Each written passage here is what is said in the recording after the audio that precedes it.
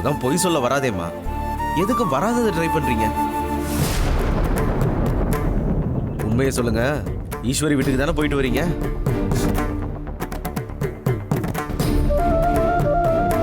சொல்லுங்கம்மா, அங்க என்ன நடந்தது? மா, உங்களை தாம்மா கேட்குறேன். அங்க என்ன நடந்தது?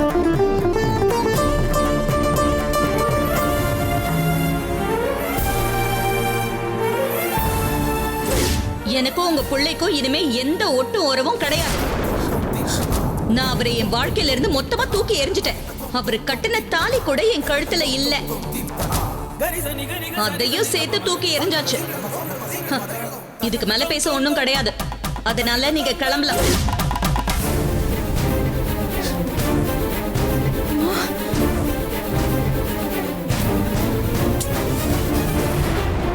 மா, உங்களை யாருமா அங்க போக சொன்னது?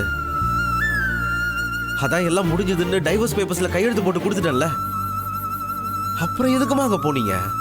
சரவணா, நீங்க 2 பேரும் சின்ன பிள்ளைங்க.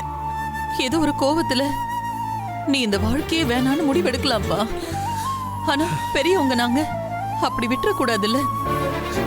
அதுக்காக தான் நான் ஈஸ்வரிய சமாதானப்படுத்த அவங்க வீட்டுக்கு போனேன்ப்பா. சரி, போனீங்கல்ல. அவ சமாதானம் ஆனாளா? அங்க போய் அவமானப்பட்டு தானே வந்திருக்கீங்க.